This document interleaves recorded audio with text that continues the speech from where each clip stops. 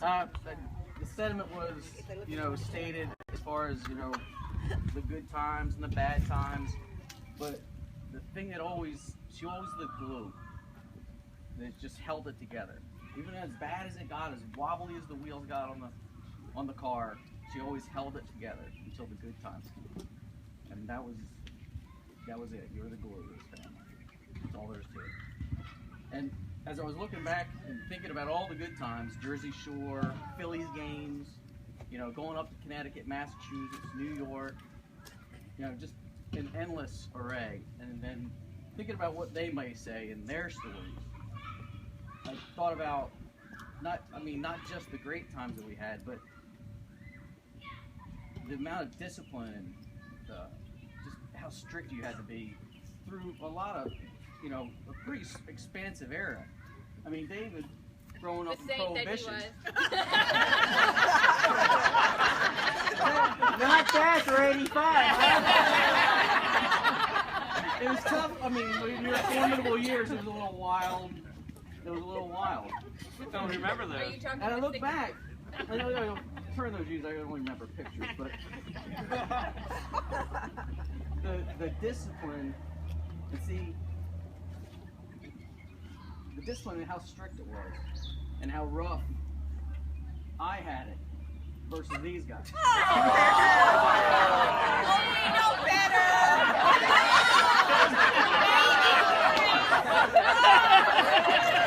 See, all of you needed more discipline. Everybody needed more discipline. I have a couple examples. To back up my statement. Okay. Yeah. Now, for example, I don't know what year it was, but you went and by happenstance met Paul at a Rolling Stones concert, or it was the Who. No, you were stoned at the Who concert. Either way, you slice it up however you want. But that's great. I mean, that's a great time, but that was your speed. That was where you were at. You know what my speed with concerts growing up was? Neil Diamond. Yes, Mom. Great time. We had a great time. Did you go to a Cheap Trick concert too? Neil Diamond. I did not go to a male stripper either. But, the discipline was just a little tighter in my day. So we'll skip Paul for a second and go to Lisa. Let me stand up here And see. getting deeper. It was stricter with Lisa, little girl, so but she was. Mom kept Lisa straight and narrow. She made good grades for the most part. She did?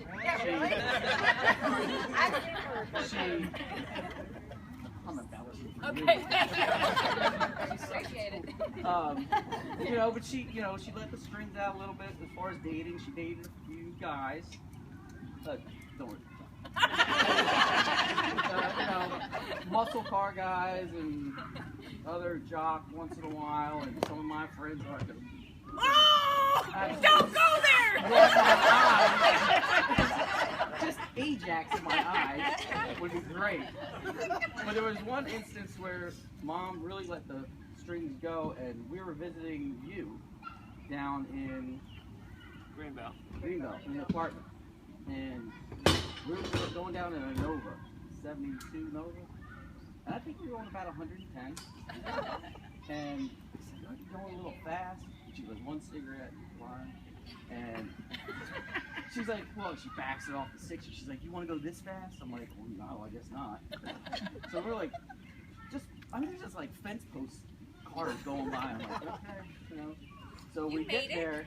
Yeah, we made it. Okay. And when we got there, we were like, we got to call Mom and Dad. So Paul's like, "You guys know what time we left?" "Hey, we made it." "You what?" "Yeah, it's a 3-hour trip, an hour, 45 minutes. I was like, damn, we should have done the math. Fire too. But Well, we thought we'd talk to Dad and it wouldn't matter. yeah, I thought we had enough Miller Lights or whatever. Is it Tuesday? So then I back up to why the discipline strings probably got tighter with Paul, who was affectionately known as Crash.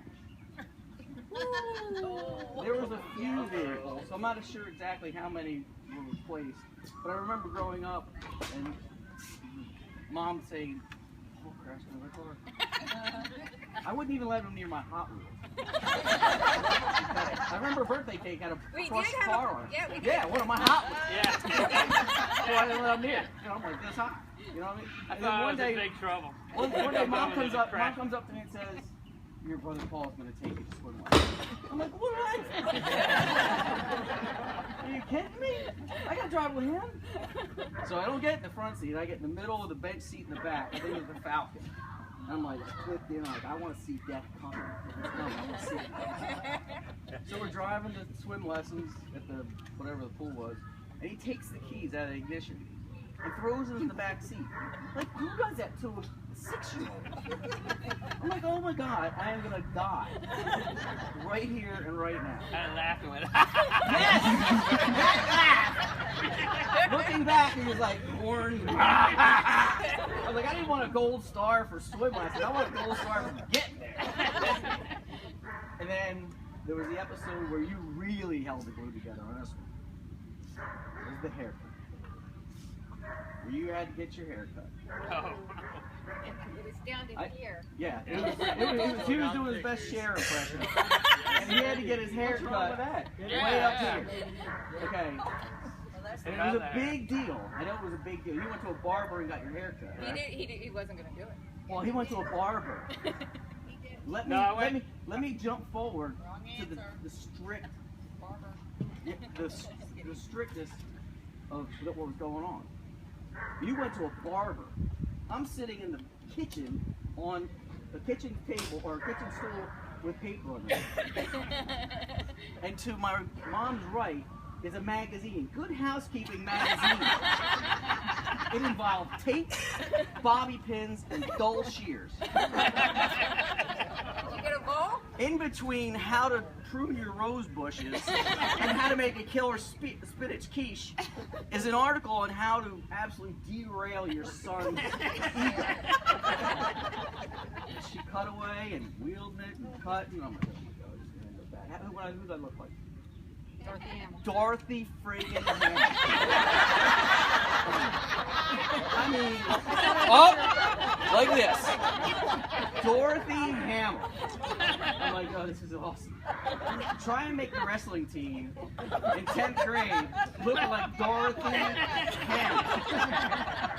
It doesn't happen. It just doesn't happen. Obviously, I'm flipping it. These guys went through murder. I got away with murder. Thank you. I mean, we had a blast. I had a blast. But I mean, she was still strict with me. For instance, 70 of my closest friends and I got together at 320 Glenwood Avenue. And in the basement, first floor, outside garage upstairs a little bit. And when With all the alcohol they wanted. when mom got home, she was, shaking her finger. Why is the sink in the basement broken? I'm like, well, because there was one day. I think they just dropped the keg when she walked in. They broke the sink. Another brings me upstairs, shakes her fingers. Why are my fish dead?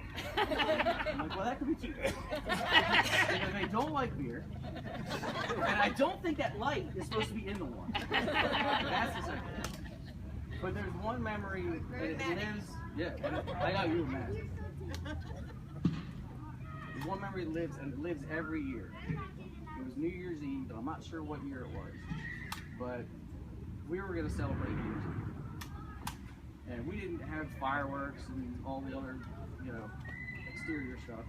So Mom got her pots, her best pots, and Lisa and Mom went outside, and I was breaking spoons on this pot. She said, well, let me go get you something better. She brought out a ladle that felt like a newborn. It was like just heavy. And we beat those pots, not for 10 minutes, but for a good 45 minutes. And we had the best time. And any other parent would be like, all right, let's go back inside. And I literally wore a hole in the bottom of that pot, beating it with that ladle. And after we got done all that, we went upstairs and there was some eggnog, some eggnog, not so eggnog. I don't know, we don't depend for it. But and we laid in bed, and just out of the blue, Mom yelled, "Happy New Year!"